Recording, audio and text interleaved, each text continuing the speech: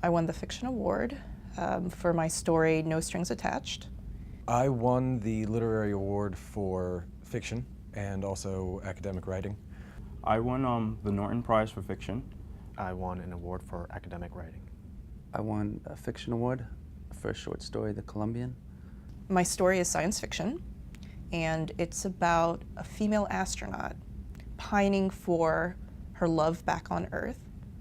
And part of it is fantasy because she's thinking back to a childhood story she heard about a little girl who goes to the moon and leaves behind Earth, her first love.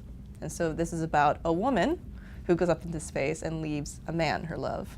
Academic writing, the essay that I submitted was, it was an assignment for my class, and it was to compare Mary Shelley's Frankenstein to a comparable work of fiction, so I picked H.G. Wells' The Island of Dr. Moreau. It seemed obvious to me.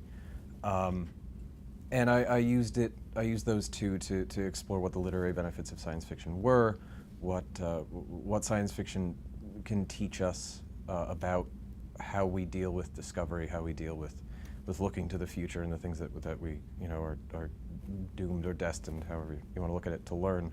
And it's really about two young people and how they're conducting themselves in a world where there don't seem to be consequences for their actions. They're opportunists, which is a freedom that's granted to them by the technology that's present, by the kind of detached nature of things that they're just surrounded by all the time. The award I won for was titled Josephine, and it was based on my mom working for a couple that lived in, upper middle class couple that lived in the city. In the story, they live in Westchester.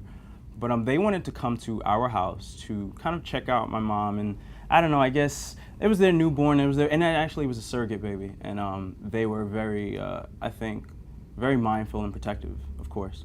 And they wanted to come check out my mom, so they came to our house in Queens, and they met me.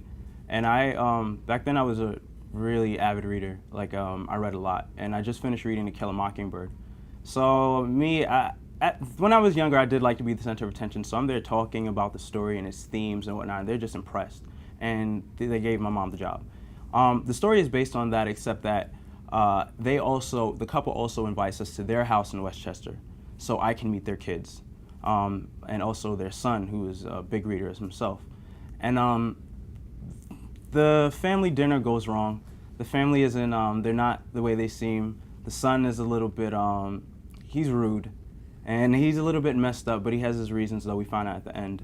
And the daughter is some kind of down with the struggle white chick. She has braids in her hair, and she's also insulting as well to the mother.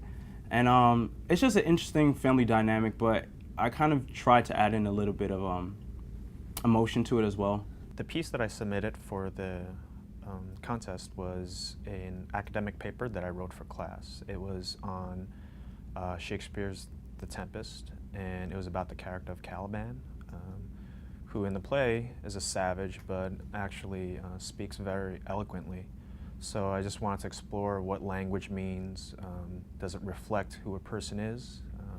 Cursing, just language and how it reflects a person's character. What I submitted, it's not really a short story. It's the first chapter of what will eventually be a novel. And it's just to provide a background which I based on my experience really when I was living in Florida and when I left. A lot of the figures are based on figures that figured largely in my life.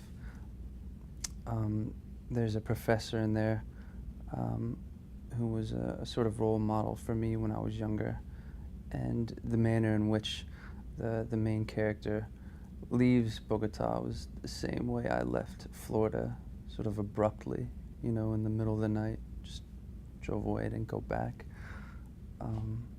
So it just gave me an excuse to maybe exercise some demons, I don't think any of those elements are going to have much of an impact on the rest of the story, apart from just putting the character in New York. I've always been interested in science fiction and technology, even in more comic book related stuff. And it was kind of unusual when I was growing up for a girl, especially someone who doesn't fit the sort of like sci-fi geek mold, to be interested in that stuff. So I was reading both Sweet Valley High, and I was reading just like, you know, science fiction for kids stuff too. For me, writing really started in high school, and ironically, that's across the street at Stuyvesant. I took a long, circuitous route. After high school, I went up to college in Rochester. I fiddled around, did nothing, so I ended up coming back to New York, and it took me some time away from the city for me to miss the city, because after high school, I couldn't wait to get out. But as soon as you're out in the woods with nothing but snow and rocks, you kind of miss it, kind of miss the steam and the stench. And for a long time, I didn't write because I was just trying to figure things out. But I think writing is just something I'm going to have to do sooner or later. So hopefully it'll be easier than hard. So. I grew up in a lot of different places. I was born in California, originally, Palm Springs. Moved around a lot, my dad's business kind of thing. I left home after I graduated high school. I was about 17, about to turn 18. And I went on a lot of adventures on my own and lived in many different states since then. Wound up in New York kind of on accident about 3 years ago. And for a while and for the length of that time I was undecided as to whether or not I was going to go to college or just focus on writing, which is what I want to do. And after thinking about it and working here for a long time, I thought, well, I really just kind of got bored. So I thought, no, college sounds like a good idea. It's also, you know, where you meet people, where things can happen, where, you know, at least I'm thinking about something. So I picked BMCC. I heard good things about it. It was inexpensive and seemed like it offered great opportunities. Some of my more favorite contemporary authors would be Jeffrey Eugenides, Philip Roth. Those are the two big ones right now.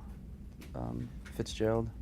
The science fiction writer I most admire is China Miéville. And I read Perdido Street Station, I think that's the name of his book. And at first I was like, this is like 2,000 pages long. This can't be that good.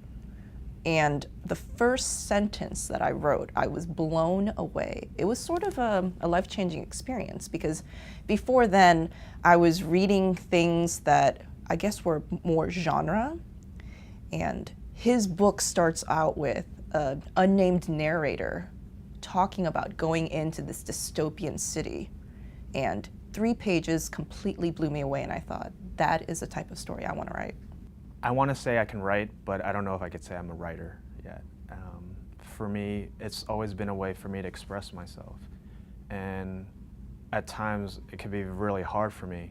So I guess kind of when you ride the wave when it comes, it's so freeing and liberating. So for me to, and with academic writing, actually, I'm comfortable with that too because, for example, if my fiction is having a hard time coming out, then writing an assignment for class, it gives it some structure, so it kind of keeps the wheels greased, so to say.